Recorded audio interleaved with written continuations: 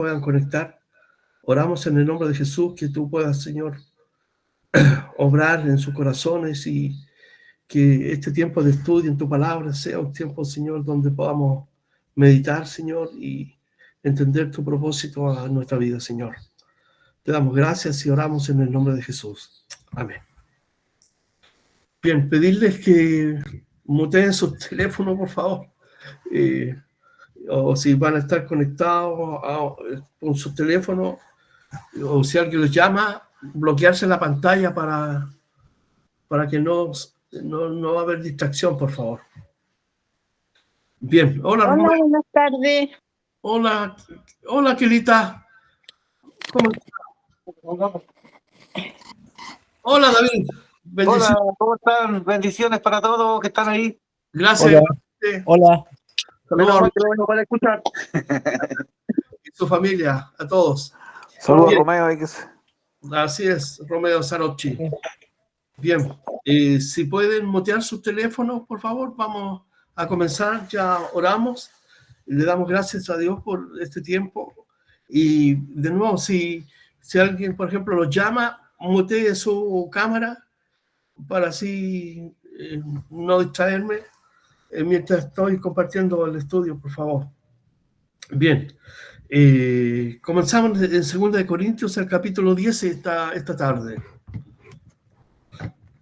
2 Corintios, el capítulo 10. Acabamos de terminar el capítulo 8 y 9, donde el apóstol Pablo hace todo un requerimiento hacia la iglesia, pues ellos, la ciudad de Corintios, la iglesia que está allí, se había comprometido. Deme un segundito, por favor.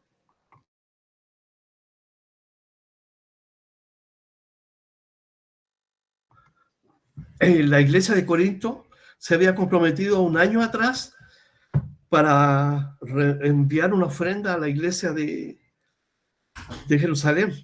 Y bueno, Pablo da toda una serie de enseñanzas respecto de eso, y entre medio estaba la acusación de que él, cierto, se estaba aprovechando de su posición para obtener dinero de la iglesia, lo cual obviamente era una acusación de los falsos maestros. Entonces Pablo da toda la información y la enseñanza de cómo dar, ¿cierto? Cómo debe ser la actitud y cuánto dar. El dar en la obra de Dios no está supeditado a un número, como mencioné en el estudio pasado, sino está supeditado a lo que uno propone en su corazón, porque Dios así lo ha estimado, y una de las condiciones es que tiene que ser con alegría, porque Dios, perdón, ama al dador alegre. Y esas condiciones fueron lo que Pablo enseñó allí en la iglesia de Corinto para que los hermanos tuvieran entonces una base, un sustento sobre cómo participar en esta parte que es parte de la obra de la vida del cristiano, el dar. Ya sabemos que de esto se ha abusado mucho, pero Pablo da toda la enseñanza y ya pasamos entonces esta parte y ya hemos aprendido que lo que importa es la actitud del corazón y lo que uno propone en cuanto a dar, y eso es suficiente, ¿cierto? Hoy día vamos a en el capítulo 10, perdón, que todavía estoy con esta alergia. Pablo va a abordar en este capítulo no tan solo su autoridad como apóstol, sino también en la naturaleza espiritual de su misión como apóstol, como pastor, como evangelista, como misionero. Y él se va a enfocar en este capítulo 10 en cómo edificar la iglesia, en contraste con los métodos mundanos y carnales que puedan improvisar todos los que se llaman, ¿cierto?, o los falsos maestros, como hemos venido definiéndonos en los estudios de la Biblia. Así que Pablo era acusado de que era débil, que no cumplía con las expectativas del liderazgo, de un líder. Y por el otro lado, los falsos maestros y los que habían absorbido sus enseñanzas valoraban, ¿cierto?, la elocuencia, la apariencia, la vanagloria, todos esos que son frutos de la carne. La iglesia lo había absorbido como como cierto baluarte del liderazgo. Pero Pablo va a demostrar que de verdad eso no es así y que él se va a centrar más que nada en el plan que Dios ha diseñado para llevar su trabajo al frente. Los corintios valoraban por esta influencia que recibieron de los falsos maestros, más superficialmente, ¿cierto?, las cosas del liderazgo. Por ejemplo, la medida humana del éxito. Y eso los hacía más influenciables por parte de los falsos maestros. Así que Pablo entonces va a destacar aquí que la misión de su apostolado, de su ministerio, no está basado en herramientas, en argumentos, en estrategias, en métodos del hombre, sino en el estándar que Dios le ha dado a él para llevar adelante este trabajo. Recordar que Pablo fue llamado en una condición, ¿cierto?, de que nadie pudiera tal vez haber dado una opción de salvación a él, porque él era un criminal contra los cristianos. Pero Dios vio otra cosa, Dios vio el potencial, Dios vio cómo un hombre transformado, él, en este caso Pablo, podía ser usado para alcanzar a millones con el evangelio. Y parte de ese fruto también somos nosotros, el evangelio a los gentiles. Entonces Pablo comienza en el capítulo 10, en el versículo 1, diciendo: yo, Pablo, os ruego por la mansedumbre y ternura de Cristo, yo que estando presente ciertamente soy humilde entre vosotros, mas ausente soy osado para con vosotros. Ruego pues que cuando esté presente no tenga que usar de aquella osadía con que estoy dispuesto a proceder resueltamente contra algunos que nos tienen como si anduviésemos según la carne. Entonces Pablo comienza en el versículo 1 citando la mansedumbre y ternura de Cristo, que es un ejemplo en el servicio cristiano, es un ejemplo en el liderazgo de la iglesia, y es un ejemplo en el propio Cristo. Siendo Dios, Él se revistió de esta mansedumbre y de ternura. Y Pablo dice, acude a esta mansedumbre y a esta ternura, ¿cierto?, para aplicarla a sí mismo. Entonces dice, yo, Pablo, os ruego por la mansedumbre y ternura de Cristo, yo que estando presentemente, ciertamente soy humilde entre vosotros, mas ausente soy osado para con vosotros. Pablo se presenta con mansedumbre, pero con su autoridad apostólica. Y esa autoridad, ellos la tomaban como una debilidad. Pero Pablo está diciendo que no deben confundir precisamente esta ternura, esta mansedumbre con debilidad. Aunque en la práctica, cuando él estaba presente, aparentemente sus palabras no eran tan fuertes, no eran, ¿cierto?, como los falsos maestros que se imponían sobre la gente y tomaban control. Pablo, ¿cierto?, era un hombre simple en el hablar. Por el contrario, sus cartas eran más osadas porque podía reprender, podía exhortar, ¿cierto?, podía animar. Entonces, hay una dualidad que se produce en cuanto a la presencia física y corporal de Pablo en la iglesia, donde es considerado débil, pero en sus cartas es visto como alguien prepotente que solamente quiere imponer la autoridad. Pero Pablo va a dejar en claro que como pastor su autoridad deriva de Jesucristo, deriva en virtud del amor, de la gracia que ha recibido, pero también fluyen a través de la mansedumbre y fluyen también a través de la ternura, porque él como pastor está preocupado de las divisiones que están allí. Recordemos que en los capítulos anteriores, el capítulo 8, Pablo, ¿cierto?, da gracias a Dios porque Tito le ha contado que la iglesia ha experimentado un cambio, pero este cambio no fue integral, no fue total. Cuando Dios toca la vida de una persona, cuando Dios viene a nosotros, ¿cierto?, experimentamos lo que la Biblia llama el nuevo nacimiento. Y a través de esta experiencia que hemos tenido con Cristo, comenzamos un caminar nuevo, enfatizando, ¿cierto?, los valores y principios del reino para aplicarnos a nuestra propia vida, y comenzamos entonces este caminar hasta que nos lleve el Señor Jesucristo a su presencia. Obviamente, cuando uno analiza el caminar de un cristiano, hay momentos difíciles, momentos de lucha, momentos de caída, pero hay una persistencia y una perseverancia hacia alcanzar los valores del reino y vivirlos y avanzar adelante. No hay una inclinación hacia el mal, no hay una inclinación a vivir nuevamente en la antigua vida, sino que todos los esfuerzos y la vitalidad del cristiano están centrados en vivir para Jesucristo, en virtud de la enseñanza que Él nos deja por medio de su palabra. Estos son los sellos, ¿cierto? O las virtudes de un cristiano, de una cristiana que ha nacido de nuevo. Sin embargo, Pablo deja entrever en el capítulo 8 que el arrepentimiento de los corintios había sido solamente tal vez tangencial en lo que respecta al dinero y en lo que respecta tal vez a la postura que tenían algunos respecto de Pablo, la cual habían cambiado. Cuando Dios nos llama al arrepentimiento, el arrepentimiento tiene que ser integral, un cambio totalmente. Dios cambia nuestra mente, nuestra voluntad, nos llama a que nosotros caminemos, ¿cierto?, por los valores y principios que Jesucristo enseñó, que son los valores del reino de Dios. Allí se cumple cuando buscamos el reino de Dios y todas las cosas. Entonces Dios comienza a trabajar en nuestra vida.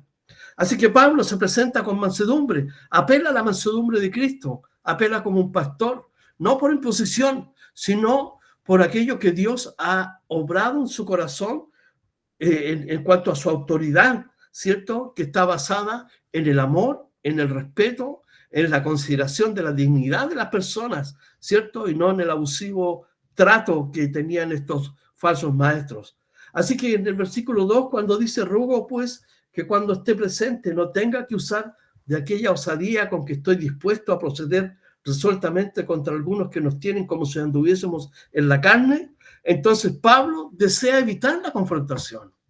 Él siempre espera que haya una actitud de cada individuo que conforma el cuerpo de Cristo, una actitud de arrepentimiento sincero, y que este arrepentimiento haya sido provocado porque en un momento en su búsqueda personal, ¿cierto?, un hombre, una mujer, se confrontó contra una realidad espiritual, lo que lo impulsó, lo llevó, ¿cierto?, a arrepentirse considerando ciertos aspectos de su propia vida. Entonces Pablo esperaba que esto haya sucedido en la iglesia, que hombres y mujeres hayan experimentado, ¿cierto?, un arrepentimiento sincero, honesto, más allá de las cartas que él pudiera haber escrito, sino por la influencia del Espíritu Santo que obra en la vida de las personas, donde Él nos alerta, nos habla a nuestra conciencia, a nuestro corazón, de las cosas que no agradan a Dios. Entonces Pablo deseaba evitar la confrontación a todo dar, pero también, ¿cierto?, esperaba que estuvieran arrepentidos, pero también Él está dispuesto a usar su autoridad como pastor para corregir y llamar a la atención de aquellos cristianos, miembros de esta congregación allí en Corinto, que no se estaban sujetando a los principios éticos, a los principios espirituales que enseña la palabra de Dios y que son los que vivimos cada día, ¿cierto? Donde nos desenvolvemos en el área social o en el entorno donde nosotros vivimos, en nuestro trabajo, en nuestro hogar, con nuestra familia, con los amigos, etcétera. Entonces, Pablo desea entonces que ellos se arrepientan. Pero ellos lo acusaban, ¿cierto?, que él vivía en la carne, que era un hombre que estaba guiado, controlado por una naturaleza, ¿cierto? Cuando dice según la carne, Pablo está describiendo la naturaleza humana, limitada, caída, que no opera bajo los valores de Dios, sino bajo el egoísmo del ser humano. Entonces, algunos en la iglesia pensaban que Pablo estaba viviendo y lo que estaba haciendo de su liderazgo, ¿cierto?, era bajo las presiones o bajo las virtudes del ser humano que no ha conocido a Dios. Por eso le dice, Pablo dice que pensaba que él estaba viviendo bajo la carne.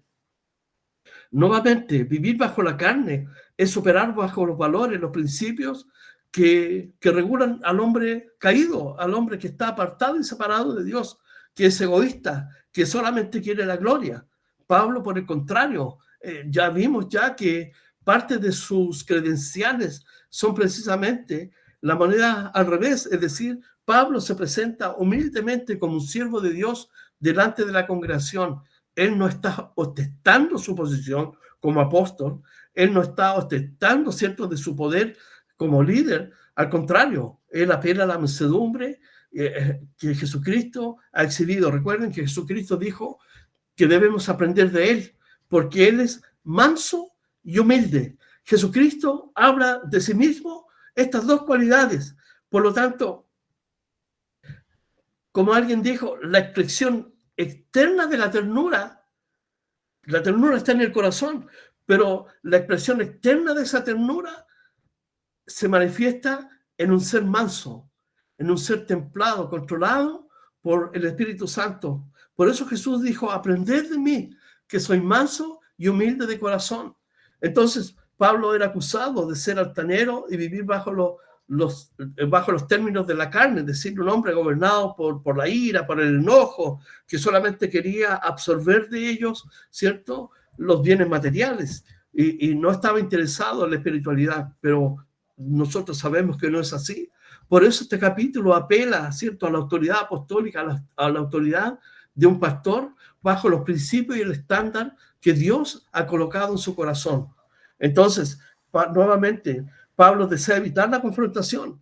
Él, cuando dice, os ruego pues que cuando esté presente no tenga que usar de aquella osadía, es decir, de aquella autoridad que tiene como pastor y que Dios le ha dado para corregir aquellas cosas que están malas en algunos cristianos y cristianas que estaban siendo influenciados por estos falsos maestros. Pablo dice en el versículo 3 al 5, pues aunque andamos en la carne, no militamos según la carne, porque las armas de nuestra milicia no son carnales, sino poderosas en Dios para la destrucción de fortalezas, derribando argumentos y toda altivez que se levanta contra el conocimiento de Dios y llevando cautivo todo pensamiento a la obediencia de Cristo.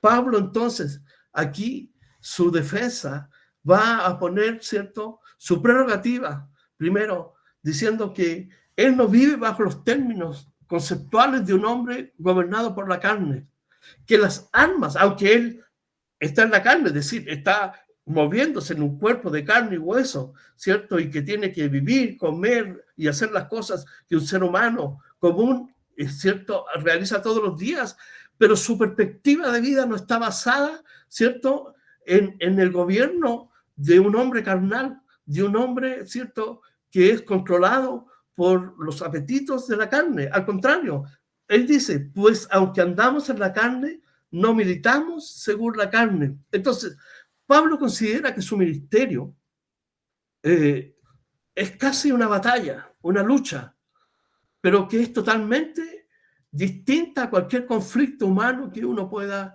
¿cierto?, entender o comprender.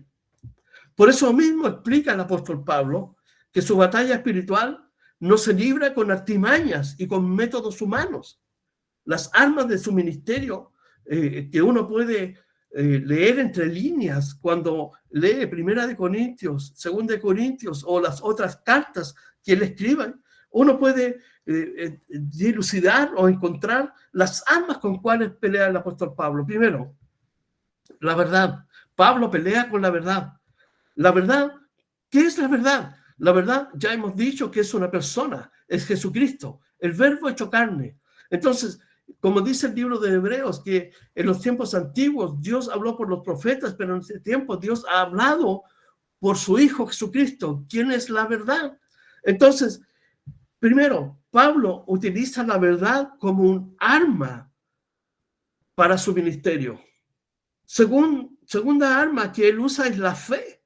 La fe en Cristo que produce, ¿cierto?, esperanza y lo anima a seguir avanzando. El poder de Dios que es la oración. Pablo es un hombre de oración.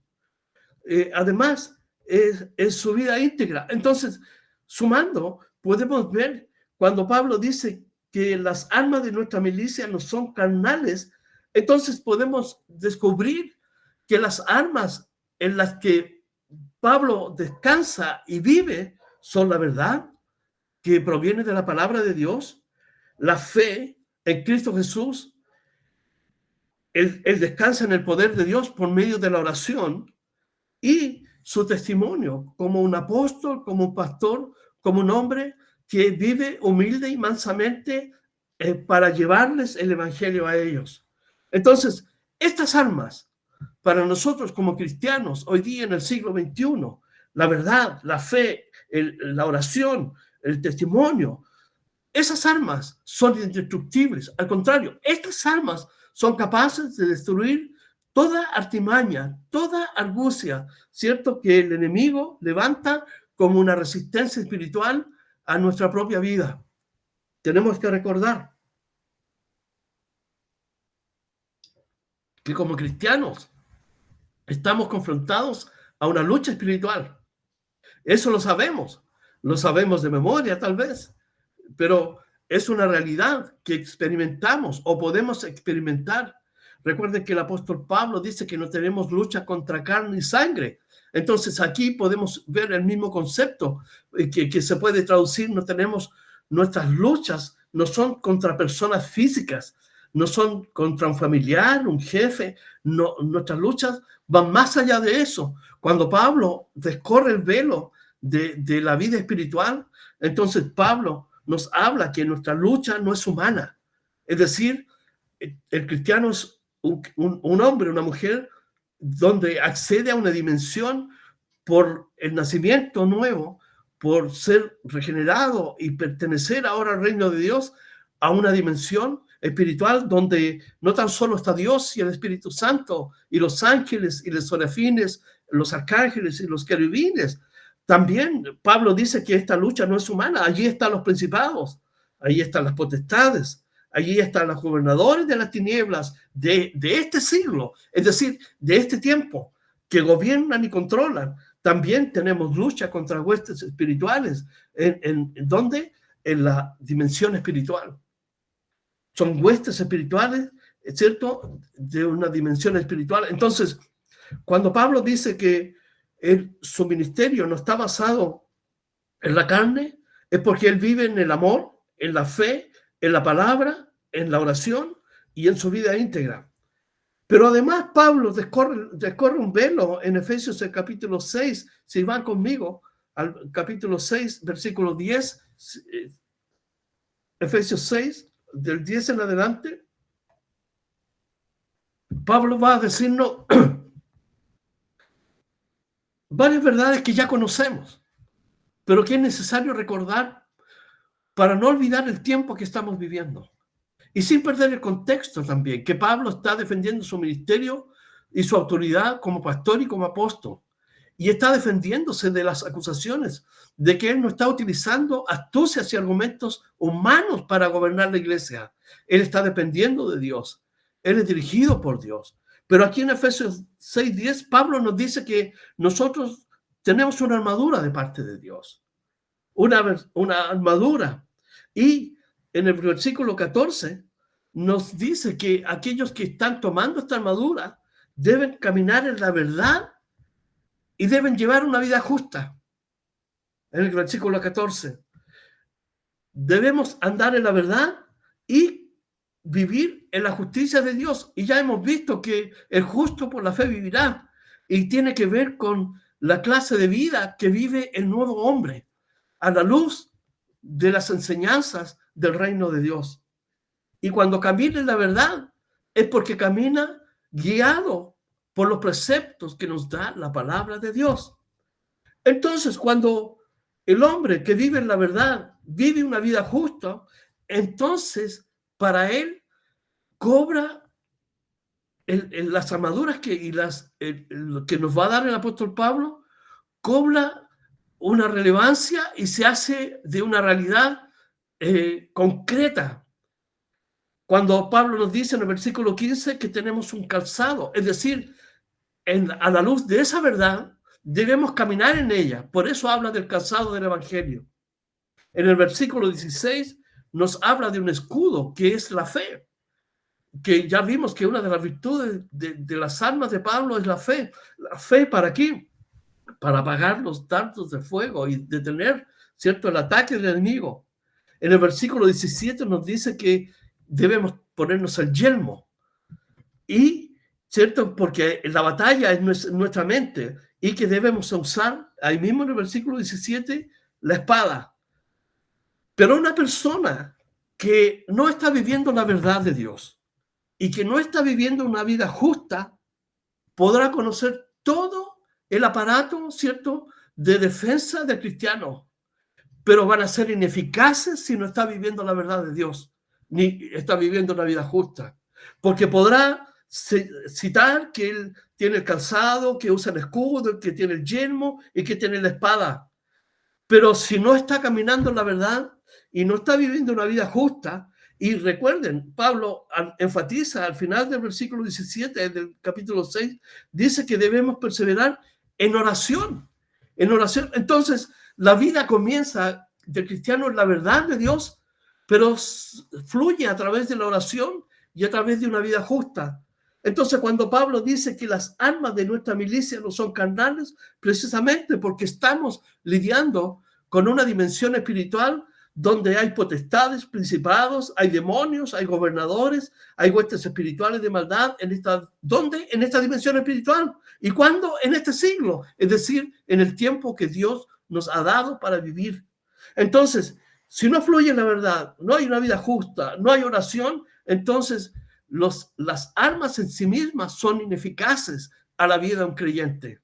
Pablo dice, ¿cierto?, que su batalla espiritual, ¿cierto?, es a través de la verdad, de la fe, el poder de Dios y su vida íntegra. Y estas armas destruyen fortalezas espirituales. Dice aquí en el versículo 4, porque las armas de nuestra milicia, que ya las he nombrado, no son carnales, son espirituales, sino poderosas en Dios para la destrucción de fortalezas. Las armas de su ministerio, como ya he mencionado, la verdad, aparte de estas que menciona en el libro de Efesios, destruyen toda resistencia. En Santiago 4:7 dice, someteos pues a Dios, resistid al diablo. Entonces, nuestras armas resisten al diablo. Cuando uno camina en la verdad, camina en fe, camina en oración, tomas estas armas y las aplicas a su vida para vivir una vida de victoria, entonces eso se transforma en una coraza que literalmente resiste los embates que el enemigo pueda realizar contra nosotros. Esta actitud de Pablo, cuando escribe del versículo 3 al 5, ¿cierto?, demuestra primero confianza en Dios, confianza en Dios. Derriba al mismo tiempo la altivez de los falsos maestros que descansaban en su elocuencia, en su vanagloria. Pablo, al contrario, descansa en el poder de Dios. Entonces, derriba este altivez que es el orgullo, ¿cierto?, humano de estos falsos maestros, y también se antepone a cualquier cosa que desafíe el conocimiento de Dios. Estos falsos maestros estaban desafiando precisamente eso, el conocimiento de Dios, porque estaban llevando y arrastrando a estos discípulos a una práctica más allá del evangelio. Y el apóstol Pablo nos dice que si aún un ángel anuncia otro evangelio de aquel que él, ¿cierto?, no ha anunciado, entonces esos que anuncian el evangelio son anatemas o malditos. Entonces, Pablo, ¿qué está diciendo aquí? Primero, fortaleza. Cuando Pablo usa el término fortaleza, quiere simbolizar todos los obstáculos espirituales, materiales, que se oponen al conocimiento de Dios en la vida de un cristiano.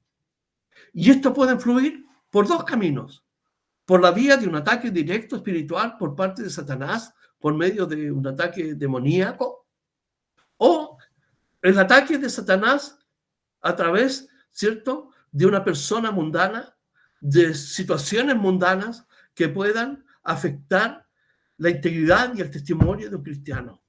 Por eso el apóstol Pablo nos llama a estar atentos.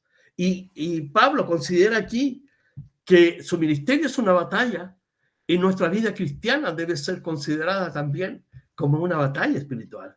Tenemos luchas espirituales.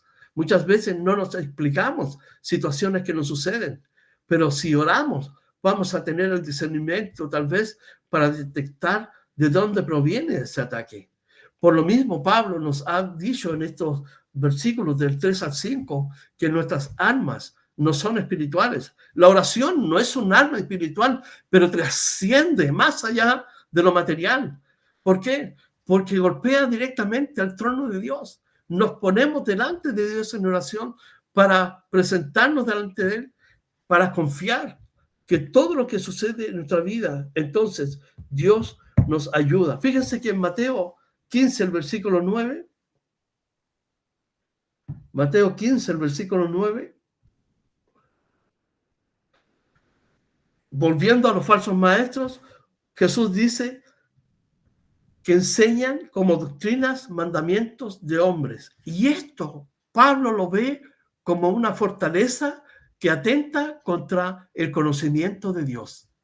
Entonces, todo lo que nosotros conocemos de falsas doctrinas que pululan hoy en día por las redes sociales, por todo lo que nosotros ya sabemos, es un ataque de Satanás contra el conocimiento de Dios. Y por eso mismo los cristianos debemos caminar en la verdad. ¿Por qué? Porque la verdad que simboliza, ¿cierto?, a Cristo, que es la verdad en persona, pero también que es la palabra de Dios, nos devela y nos revela la voluntad y el propósito de Dios a nuestra vida.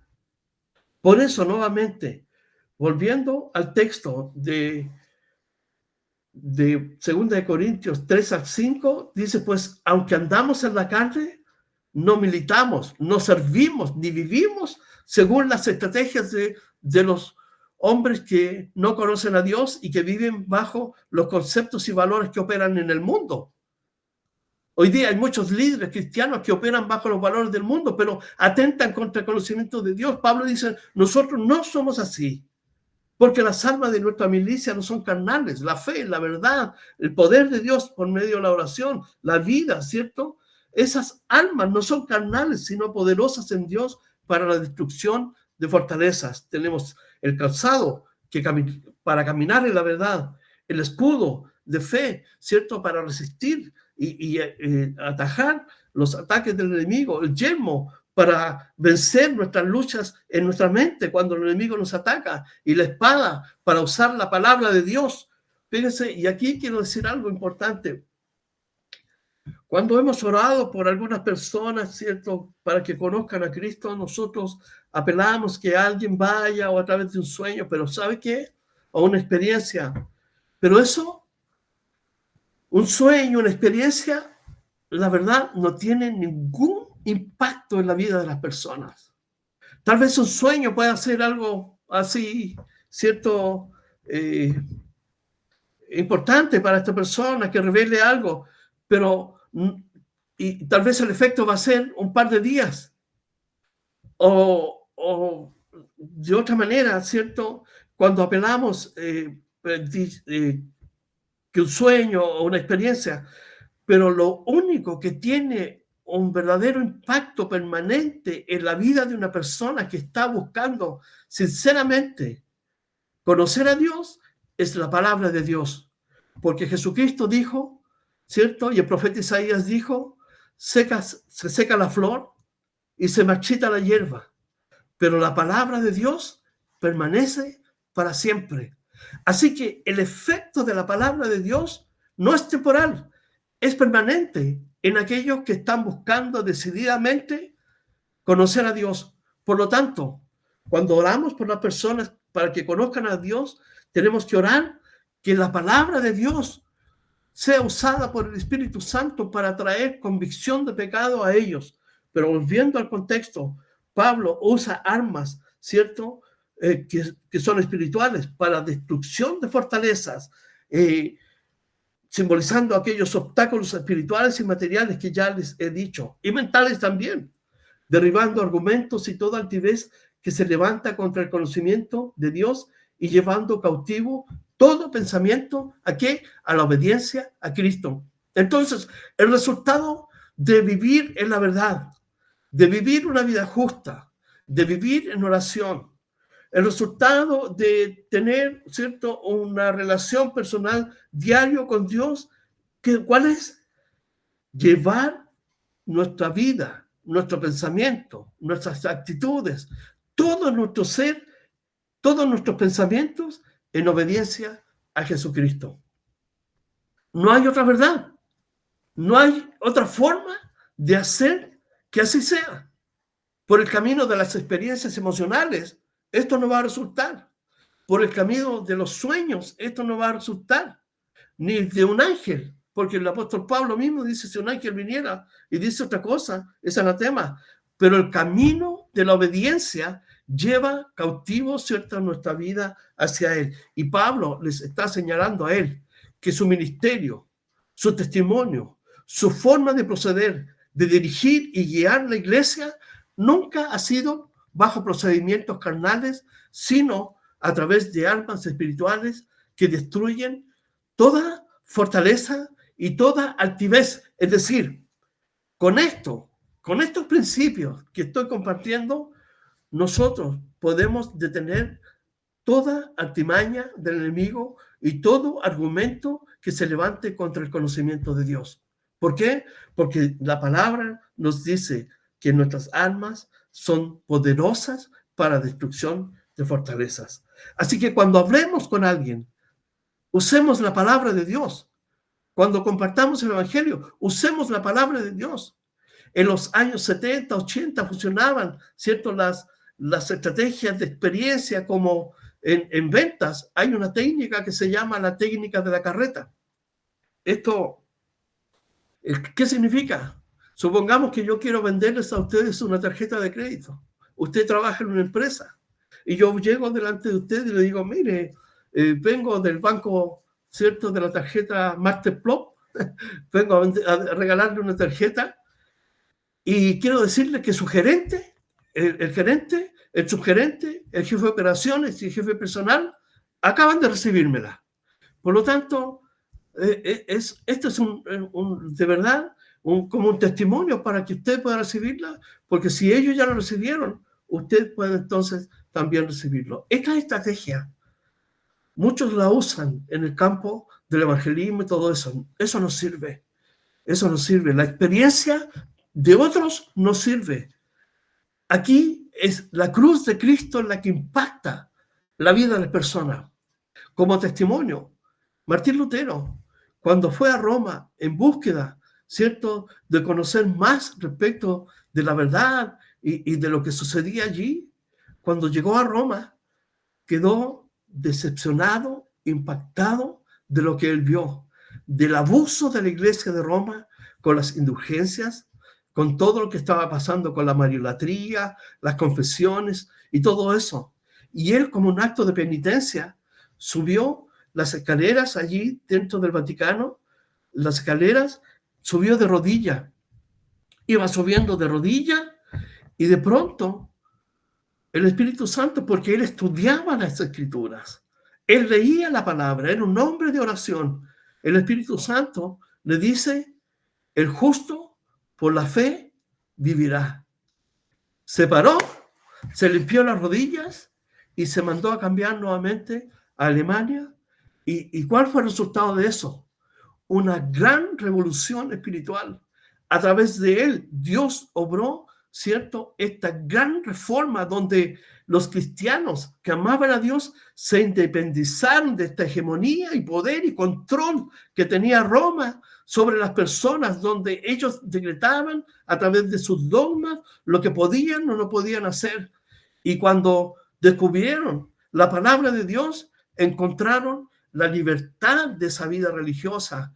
Este es un gran testimonio de Martín Lutero que nos lleva a considerar que cuando descansamos en el poder de la palabra de Dios, esta es poderosa para la destrucción de fortalezas. Así que debemos confiar en la autoridad de la palabra de Dios. Versículo 6 dice, el 5, para tener contexto, derribando argumentos y toda altivez que se levanta contra el conocimiento, dice, de Dios, y llevando cautivo todo pensamiento a la obediencia de Cristo, y estando prontos para castigar toda desobediencia cuando vuestra obediencia sea perfecta. Pablo está listo a actuar contra los desobedientes, pero como pastor, él quiere que ellos, por su propia voluntad, ellos puedan volverse a Dios. Mire, hay una gran diferencia entre un creyente, un cristiano, una cristiana que ha tenido un encuentro personal con Cristo, que ha sido enseñado y guiado por la palabra de Dios y que vive por estos preceptos, a un cristiano, a una persona que tal vez que ha entregado su vida a Cristo, pero que vive y se rige bajo las normas y estrategias de un líder que se aparta con sus enseñanzas de los principios y valores, ¿cierto? Que Dios quiere que vivamos, los valores del reino de Dios, quiero decir. Entonces, cuando un hombre, una mujer se entrega a seguir a un hombre, ¿cierto? Se transforma en un cristiano artificial, porque primero, sus convicciones, yo las pongo en tela de juicio, porque si fueron un cristiano, una cristiana que pone su vida y su confianza en la palabra de Dios, no tendría por qué ser voluble, ¿cierto? De estar aceptando principios de un hombre, como los falsos maestros aquí, se torna un hombre voluble. Depende y agrada al hombre y no a Dios. Por eso Pablo quiere ir a corregir esta desobediencia, porque muchos de ellos han sido susceptibles a estas falsas enseñanzas, han sido engañados, pero también hay una responsabilidad personal de cada cristiano que vivió aquí y también nuestra, respecto de cómo vivimos, a quién estamos haciendo, a quién le estamos haciendo caso, a quién estamos siguiendo, a quién estamos obedeciendo. Entonces, eso es un principio que nosotros tenemos que siempre examinar en nuestra vida. ¿Vivimos por chispazos de cosas que hombres hayan dicho o vivimos por lo que la palabra de Dios dice? Y Pablo está resuelto a ir a este lugar, ¿cierto? A castigar la desobediencia, es decir, a disciplinar francamente como un pastor.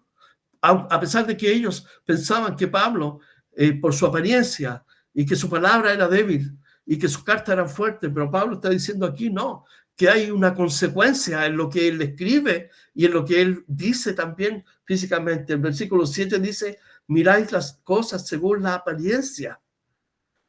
Si alguno está persuadido en sí mismo que es de Cristo, esto también piense por sí mismo, por sí mismo.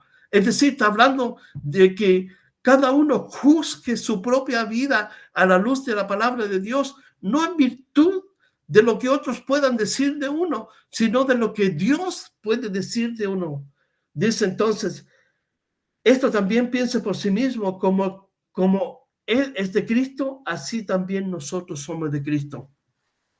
Pablo está desafiando a aquellos que juzgan basándose en apariencias externas, usan el estándar del mundo, ¿cierto? Y esta es una cualidad que ocurre lamentablemente en la iglesia. Estoy hablando de la iglesia universal. En nuestra propia iglesia también puede suceder. Juzgamos las cosas por las cosas externas, pero solamente Dios conoce el corazón. Pero cuando un corazón está rendido a Dios, entonces el fruto es evidente. El fruto que procede de una vida que está consagrada a Dios, ¿cierto? Es evidente porque lo externo reflejará lo que sucede en el corazón. Es como el bautismo, por ejemplo. ¿Por qué me bautizo como cristiano, ahora adulto ya que he creído en Cristo? Me bautizo porque quiero testificar de lo que ya ha ocurrido en mi corazón y quiero manifestar públicamente eso para todos los que están allí, que he muerto al mundo, que ahora soy de Cristo y que mi vida le pertenece a Él. Entonces, aquí los falsos maestros y muchos de estos cristianos estaban juzgando según la apariencia. ¿Se recuerdan cuál era el gran problema de la primera carta en los capítulos 12 y 14? Ellos estaban abusando de los dones espirituales. Entonces, cuando extrapolamos este texto a esa experiencia, entonces uno tal vez pudiera quedar impresionado de esos hermanos que hablan en lengua o que profetizan, ¿cierto? Y que hablan de este conocimiento espiritual, místico. Pero Pablo refleja y nos da a conocer y devela una verdad que estaba pasando allí, que era una iglesia desordenada, estaban, ¿cierto?, hablando en lengua, pero estaban maldiciendo a Cristo. Había un desorden, cada uno hacía lo que quería. Entonces, en esa experiencia, muchos tal vez por ese entorno externo de su experiencia mostraban cualidades de una espiritualidad, pero tal vez vacía. Solamente era una emoción, solamente era una experiencia como la montaña rusa. Duraba en esas catarsis espirituales que ellos tenían, pero no era profundo, no tenían raíces. Por eso Pablo, entonces, está diciendo aquí, miráis las cosas según la apariencia. Cuando uno escucha a estos falsos maestros, ¿cierto?, a estos hombres que hablan, muchos quedan cautivos. ¿Por qué? Porque tienen tres cualidades: elocuencia, ¿cierto? Tienen una elocuencia tremenda. Además que son capaces de pescarlos, ¿cierto? Como alguien pesca un pez, ¿cierto? Y llevarlos hacia sus lados con una facilidad increíble. Se cautivan porque juzgan las cosas según la apariencia, basándose en estándares que no son propios, que las escrituras han dicho. En 1 Samuel, el capítulo 16, el versículo 7, nos enseña algo. 1 Samuel, capítulo 16,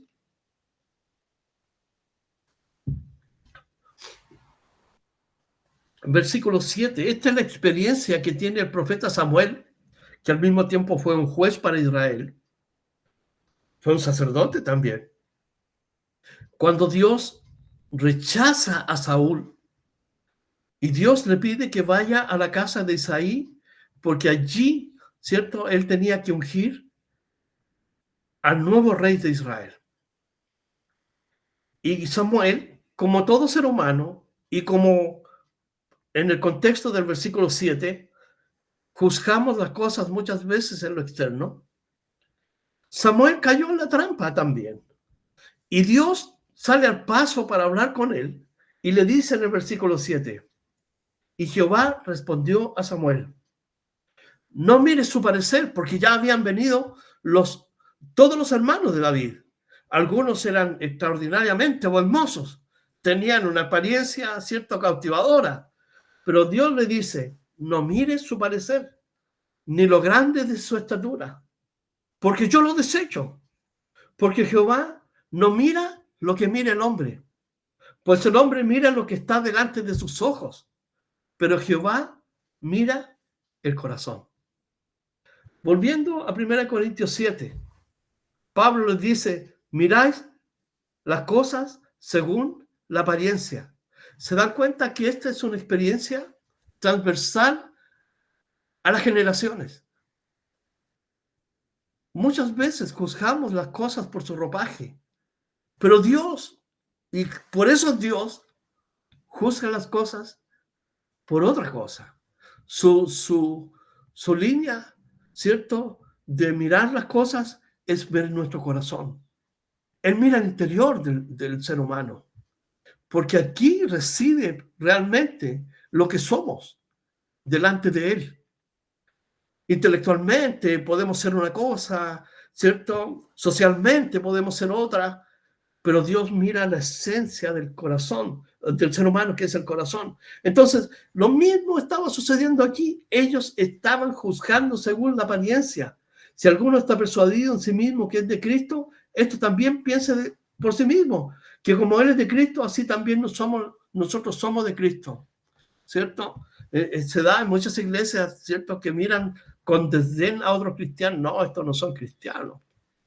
¿Por qué? Porque ellos basan su cristiandad en aspectos externos de la vida religiosa. Su estándar es externo, pero Dios mira el corazón.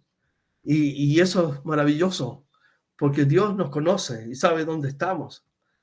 Vamos a leer rápidamente del versículo 8 al 11. Dice, porque aunque me gloríe, algo más todavía de nuestra autoridad, la cual el Señor nos dio para edificación y no para vuestra destrucción, no me avergonzaré, para que no parezca como que os quiero amedrentar por cartas, porque la verdad, dicen, las cartas son duras y fuertes, mas la presencia corporal es débil y la palabra menospreciable. Entonces Pablo desnuda aquí la verdadera actitud que ellos tenían. Entonces, en contraposición a lo que Tito había señalado, que se había arrepentido, sí, se arrepintieron respecto de la ofrenda, respecto de otras cosas, pero seguían con actitudes duras propias de un hombre no regenerado, transformado, o no cautivado o transformado por el poder de Dios, porque estaban juzgando más allá, ¿cierto?, de cualquier razonamiento humano. El juicio o el juzgar, Jesucristo dijo que un cristiano no puede realizarlo, porque con la misma vara que medimos, ¿cierto?, Dios nos va a medir. Y si nosotros pretendemos, ¿cierto?, en nuestro juicio personal, tratar de quitar la paja que hay en ojo ajeno, Jesucristo dijo, ojo, cuidado, porque tú quieres sacar lo que está allí, pero tú tienes una viga en tu ojo. Entonces, Dios concentra la atención en el corazón del ser humano. Entonces, Pablo está diciendo aquí, una vez más, que su autoridad es para edificar la iglesia. Su autoridad es dada para promover el crecimiento en sabiduría, en piedad, en amor, en comunión. Es como construir un edificio. Y el trabajo pastoral es difícil. Y lo podemos ver aquí en la propia experiencia del apóstol Pablo. Porque él espera que las personas en su decisión de seguir a Cristo vayan construyendo su propia vida. No en dependencia de un hombre, sino en dependencia de Dios. Porque Dios nos ha dado el estándar para todos, que es su palabra. Y nosotros tenemos que construir nuestra vida bajo el estándar de la verdad, de la fe, del poder de Dios, de la integridad de vida. Entonces Pablo dice, mi autoridad está dada por el Señor, dice aquí. Si se va a gloriar en algo, es que él recibió el ministerio del Señor. No se lo dio un hombre. Un hombre no le dijo, tú serás pastor. Como hoy en día, a diestra y siniestra, ¿cierto? Se declaran pastores, evangelistas, profetas, apóstoles. Pero Pablo está diciendo que la autoridad, el llamado, proviene del Señor. ¿Para qué? Para edificar la iglesia. Cuando tú miras este escenario de lo que está sucediendo con muchos líderes cristianos, no encuentras un atisbo de edificación. Encuentras cualquier cosa menos que la iglesia sea sustentada en la palabra de Dios. No se promueve el crecimiento cristiano. No se promueve la búsqueda de la piedad, de la sabiduría, del amor, el cuidado por los que están en desgracia. No, se promueven otros valores.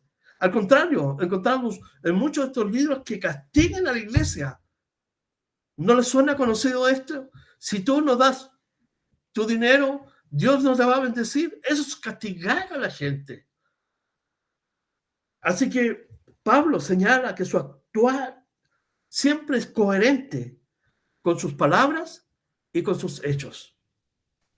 Estamos ya cerca de las 9. Vamos a rápidamente, avanzamos, ¿cierto? La hora nos ha encontrado.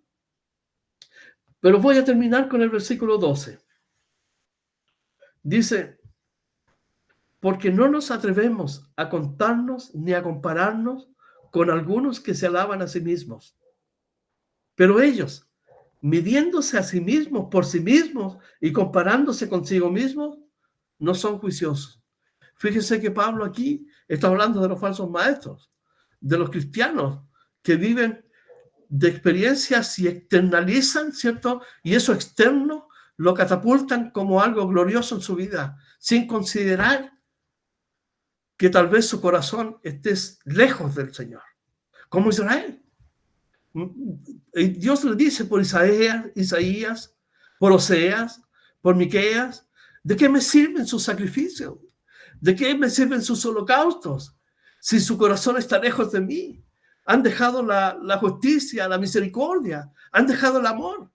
Entonces, estos estaban vanagloriándose. ¿Por qué? Primero, cuando alguien se compara con alguien, siempre es para autoexaltarse. Y fíjense que siempre la comparación es con alguien que está bajo la persona. Siempre lo hacen con alguien inferior. Se miden a sí mismos, como si ellos fueran el estándar.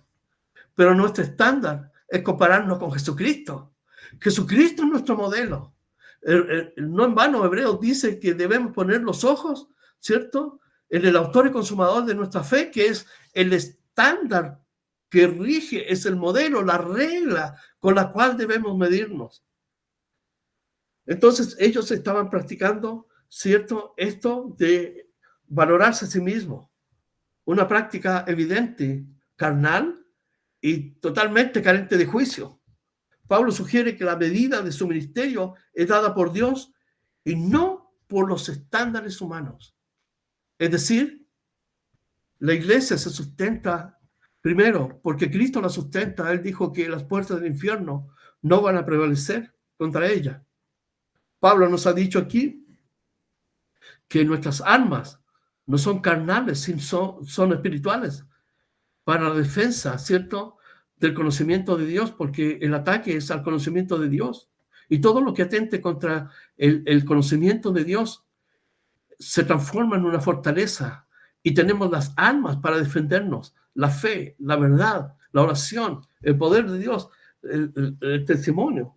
Entonces aquí Pablo eleva el estándar a Cristo Jesús, diciendo primero que el que se compara a sí mismo es un necio, que el estándar de los falsos maestros era ese, que ellos tenían que mirarlos a ellos como modelo a seguir, pero Pablo es el modelo a seguir. Pablo en reiteradas ocasiones nos dice en las cartas que debemos imitarlo a él como él imita a Cristo.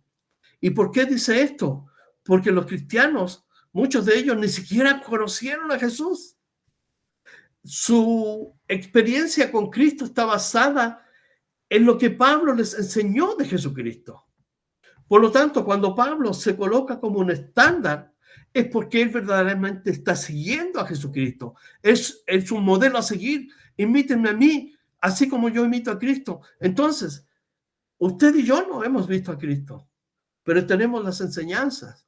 Pero hay personas que viven bajo ese estándar y tenemos que aprender a vivir bajo este sello que nos catapulta, ¿cierto?, a hijos de Dios, como hijos del reino.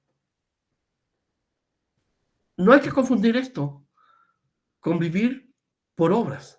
Las obras de la ley, las obras de la religión, las obras del cristianismo. Tenemos que separar la paja del trigo. ¿En qué sentido? En que mi esfuerzo en buscar a Dios está dado por mi amor hacia Él. Y mi estándar, digamos, como principio de vida, está en la palabra de Dios. Y la cruz y el mismo Señor Jesucristo es mi modelo a seguir. Yo no puedo autoimponerme normas que son extrabíblicas para mostrar eternamente, como lo estaban haciendo ellos, cuán espiritual soy. ¿Por qué? Porque caemos en el juicio externo. Este debe ser un santo de los santos. Esto sucedió en el siglo III cuando los hombres buscaron alejarse del mundo para ir a buscar a Dios y se metieron, ¿cierto?, en los conventos, se inventaron estos monasterios donde se aislaron. Pero el problema seguía. ¿Cuál problema? El pecado en el corazón del hombre. Entonces, tú puedes aislarte al Himalaya o al confín del mundo, pero el pecado va a estar presente porque no hay ningún justo, ni siquiera uno. ¿Cuál es el estándar que nos ha dejado Dios? Vivir por amor hacia Él, basado en los principios de la palabra de Dios, reconociendo que tenemos luchas y confrontaciones espirituales para los cuales Dios nos ha dejado armas que no son carnales. No luchamos contra personas. Hay una dimensión espiritual que Dios nos ha dejado las armas, y tenemos que nosotros fluir hacia una vida cristiana simple, sencilla, no de la vanagloria, de la vida hinchada, ¿cierto?, externa, mostrando arrogantemente cuán espirituales somos. Dios nos impresiona con eso. Ya vimos cuando Dios habló con Samuel. Le dijo, tú miras lo que mira cualquier hombre, lo de afuera, pero yo miro el corazón. Y si Dios mirara el corazón, ahora en este momento, ¿qué encontraría en nuestra propia vida?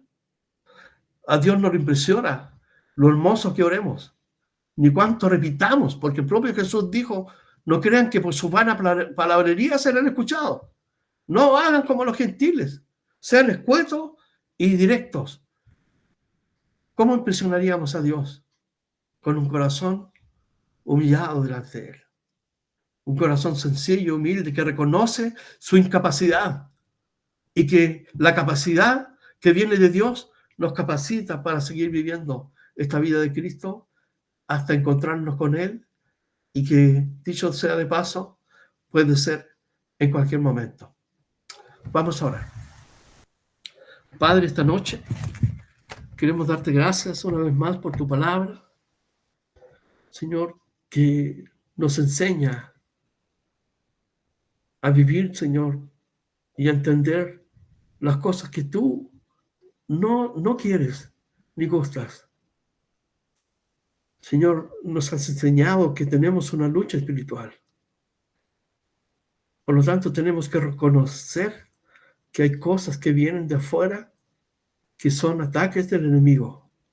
Y nos has dado, Señor, las armas, los instrumentos para luchar, para vencer, para resistir. Señor, también tú no te impresionas con lo externo de un hombre, de una mujer. Tú miras el corazón, como tú le enseñaste a Samuel. Y esta noche, Señor, te pedimos que escudriñes nuestro corazón, Señor. Señor, y si estamos lidiando, peleando en nuestras propias fuerzas, Señor, perdónanos y ayúdanos a lidiar con las armas que tú nos has dejado, Señor. Primero, a reconocer que tú eres soberano y que tú tienes el control de nuestra vida. Señor, enséñanos a vivir de tal manera que podamos, Señor, agradarte en todo tiempo. Señor, te agradecemos por Jesucristo, que es nuestro estándar, nuestra medida. Él es un ejemplo de vida, un ejemplo de amor, de compasión, de mansedumbre. Es un ejemplo en todo aspecto, Señor, que llena nuestra vida. El Señor es tierno, amoroso, compasivo. Y te damos gracias por nuestro Señor Jesús, que Él entiende y conoce nuestro corazón. Darnos la fuerza para vivir cada día, siempre refugiados en ti. Bendice a todos los que estamos aquí esta noche. Bendice sus familias. Bendice los matrimonios, a los esposos, a las esposas, a los hijos, Señor. Que cada uno, cumpliendo su propio rol, pueda entender, Señor, su realidad frente a ti, Señor, para que, despojados de todo acto religioso, podamos, Señor, caminar guiados por tu palabra, Señor. En el nombre de Jesús te damos gracias. Bendice a la iglesia, bendice a los hermanos que no se conectaron. Bendice, Señor, a todos ellos, Padre. En el nombre de Jesús queremos darte gracias, todo el honor y toda la gloria a ti, Señor. Amén y amén. Pueden abrir sus micrófonos.